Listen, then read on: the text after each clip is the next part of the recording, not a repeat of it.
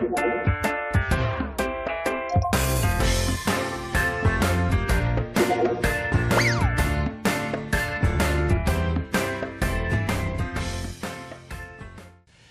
이제 은퇴 재무 문제를 이야기해 보겠습니다. 네. 저희가 지난주까지는 그 은퇴 자금을 산정하는 방법을 주로 알아봤는데요. 네. 이번 주부터는 자산 배분 전략에 대해서 알아보겠습니다. 네, 그래서 오늘도 한국투자증권 은퇴설계연구소의 강성모 소장이 함께하셨습니다. 어서 오세요. 네, 안녕하세요. 네, 안녕하십니까?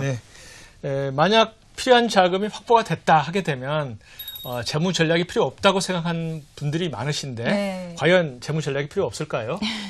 전혀 그렇지 않습니다. 네.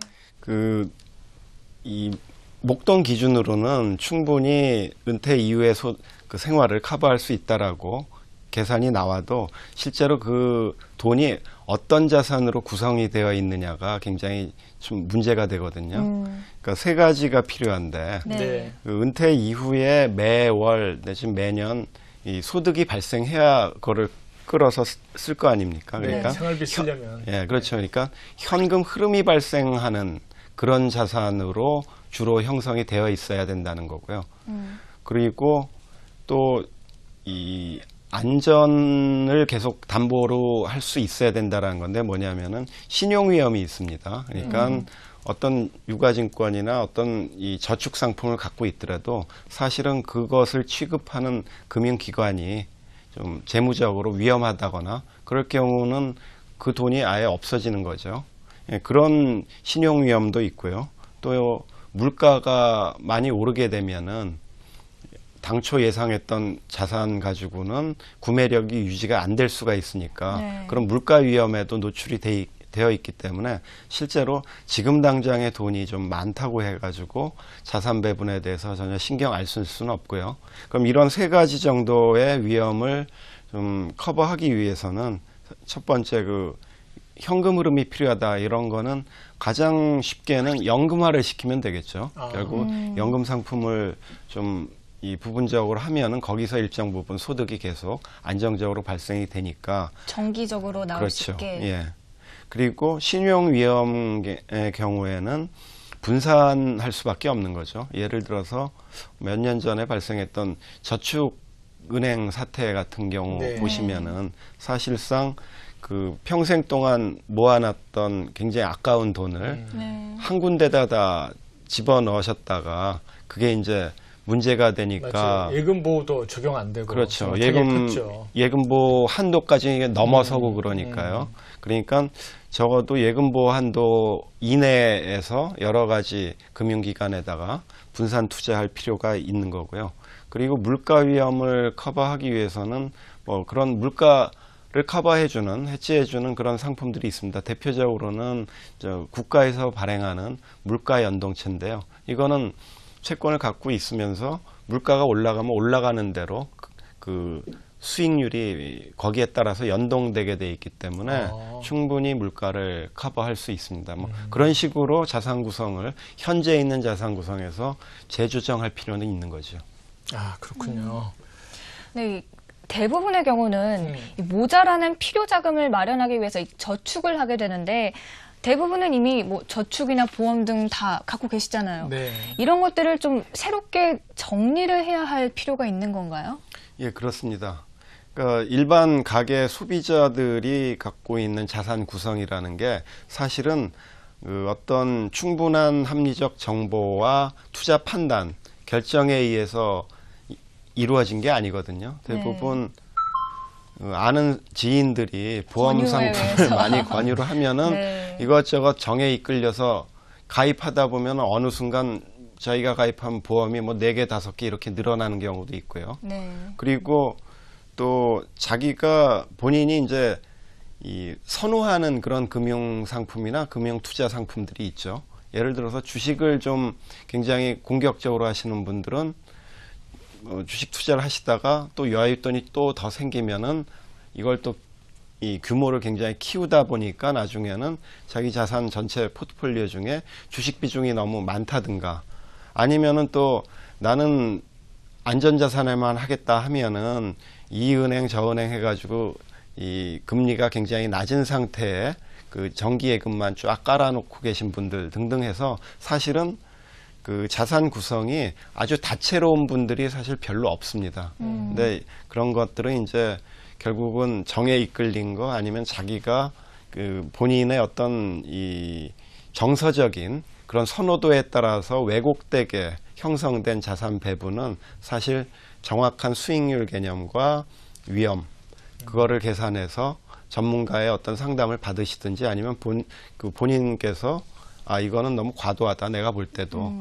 그래서 과도한 비중을 줄이고 그 자기가 노출 안 되어 있는 투자 상품들 쪽으로 좀 전환을 하실 필요가 있겠습니다. 이제 보통 사람들은 이제 자신이 익숙하거나 또 주변에 권유하는 대로 또 막연히 투자하는 경향이 있잖아요. 맞아요. 이런 것은 좀 한번 재고할 필요가 있다는 말씀이시네요. 네, 맞습니다. 그런데 이제 자산 배분에 있어서 가장 중요한 것은 뭐 수익률일 텐데요. 네. 확정 금리형 같은 경우는 이제 미리 알 수가 있겠지만 그렇지 못한 투자 상품 경우에는 수익률을 예상할 수 없는 게 상당히 문제가 될 것 같아요. 어떻게 네. 이런 문제들은 대처할 수가 있겠습니까?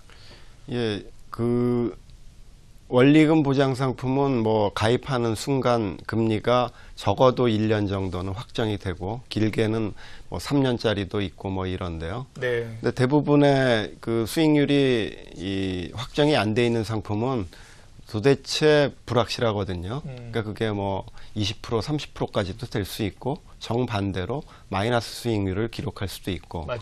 그러니까 완전히 이 미지의 영역이기 때문에 사실은 그걸 기준으로 해가지고 야 이게 수익률이 얼마인데 그러면 내가 5년 동안 이걸 여기다 모으면 얼마가 되겠구나라는 걸 계산하기가 사실은 불가능하죠. 그래서 이럴 때는 일반적으로는 그 이론적으로는 과거 데이터를 따라갈 수밖에 없습니다. 그러니까 지난 과거 몇 년간의 수익률이 어땠기 때문에 물론 그게 똑같이 반복적으로 복사돼서 앞으로의 수익률로 나오는 건 아니지만은 그래도 믿을 만한 참조는 되는 거죠. 그런데 이제 특히 은퇴 설계 쪽에서 중요시 되는 거는 그 투자 기간이 길기 때문에 이 과거 데이터도 굉장히 긴 데이터를 봐야 됩니다. 네. 길게 봐야 된다 그러면은 어떤 분들은 그럼 한 3년은 봐야 되겠네요 이러시는데 그 정도가 아니라 최소한 10년 이상은 보셔야죠. 네. 그러니까 10년, 20년 일반적으로 그 은퇴 시장이 잘 발달되어 있는 서구 같은 경우는 뭐 30년, 40년 이렇게 수익률 데이터를 관리를 해서 그래서 앞으로 내가 투자할 경우에는 지난 30년 데이터 상으로는 얼마 정도를 가정하고 투자를 하면 된다. 뭐 이런 식으로 이제 설계가 되는데 네. 우리는 그거보다는 뭐 좀 투자 연역이나 뭐 통계 데이터 자체의 어떤 정합성이 좀 떨어지기 때문에 좀 낮아질 수는 있는데 최소한 10년 이상은 봐야 된다. 그런데 그럴 경우에 2000년 이후 기준으로 보면은 정기예금 그 기대 수익률이 지금은 물론 2%, 1%대도 있지만은 앞으로 10년 동안 정기예금 금리가 해마다 어떻게 변동이 돼서 그게 평균적으로 얼마가 될 것이다 라고 예상을 한다라면은 과거 12년 동안 비교해 보면은 한 4.2% 정도 나오고요. 지금 시점에서 보면 굉장히 높은 거죠. 그런데 네. 어느 순간 또 그렇게 높아질 수 있는 개연성이 있는 거고요. 회사채 같은 경우는 그거보다 한 그 1% 높습니다. 5.14% 나오고요. 그리고 주식은 13.5%가 나오는데 이거는 2000년대 중후반에 굉장히 높았던 그런 이 급등한 국면이 있기 때문에 그런 건데 사실은 회사채나 정기예금보다 평균적으로 한 2%포인트 내지는 3%포인트 높게 잡으시면은 뭐 큰 무리가 없을 것 같고요. 그래서 그런 정도의 과거 지난 12년간 수익률은 그랬었다라는 걸 참조하실 필요가 있습니다. 네. 이 수익률을 예상하는 것은 좀 더 전문적이고 또 장기적인 정보를 바탕으로 해야 한다는 걸 잊지 말아야겠습니다. 자, 그런데 대부분은 그냥 좀 더 안전하고 또 수익은 괜찮은 그런 상품을 좀 원하게 되잖아요. 소장님도 좀 그런 말씀, 부탁 같은 거 많이 들어보실 것 같은데 어떤 상품이 괜찮냐 이런 거. 저도 원하는 겁니다. 근데 저도 그거를 찾기 위해서 부단히 노력을 했으나 찾아볼 수가 없더군요. 아, 그래요. 네, 어차피 이 위험하지 않고 안정적으로 고수익을 내는 상품이다라는 건 사실은 불가능하다. 현혹이고요. 네. 그건 꼭 다른 표현으로 하면은 맛은 없는데 맛있는 음식이다라는 얘기하고 똑같죠. 그러니까 존재할 수 없는, 양립할 수 없는 그런 내용이죠. 그래서 사실은 별로 없는데 그나마 굳이 어느 정도 리스크를 좀 감수하면서 금리가 높은 것들을 찾아본다 하면은 지난주에 말씀드렸던 해외 증권 같은 경우도 괜찮은 거고요. 네. 그거는 왜냐하면은 해외에서는 우리하고 경제 사정이 다르기 때문에 그쪽은 굉장히 안전한 자산인데 성장률이 높아서 금리가 높게 나오는 경우거든요. 그러면은 그 위험은 별로 없는 상태에서 수익률이 높은 상황이니까 해외 상품 쪽에 그런 것들이 몇 개 있을 수 있고요. 네. 그리고 이제 원리금 보장이 아니라 원금을 보장하는 상품이 있죠. 그러니까 원금은 고정시켜 놓고 이건 무슨 수를 써서라도 보장이 되는데 그 원금 이상의 이자는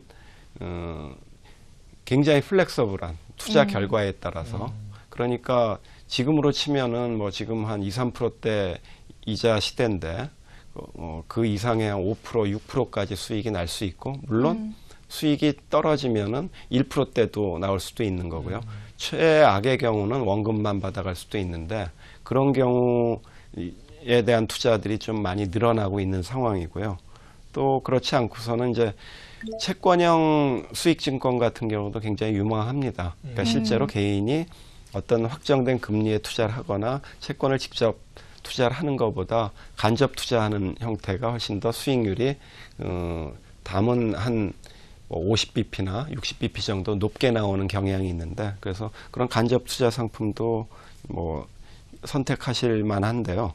근데 어찌됐든 중요한 것은 이 저금리 시대에는 위험을 감수하지 않으면은 사실은 일정한 수익 이상을 내기가 힘들다. 그런데 그러기 위해서는 결국은 특정 상품, 이런 좋은 상품을 한번 찾았다. 그래서 거기 집중 투자하는 게 아니라 결국은 자산 배분을 해야 되는 문제죠. 분산 투자를 해야만 되는 것이다라는. 네, 이렇게 해서 오늘은 은퇴 재무 설계 중 자산 배분 전략, 이 자산 배분이 얼마나 중요한지에 대해서 이야기를 나눠봤습니다. 오늘도 좋은 말씀해주신 한국투자증권 은퇴설계연구소의 강성모 소장님, 감사합니다. 네, 감사합니다. 감사합니다.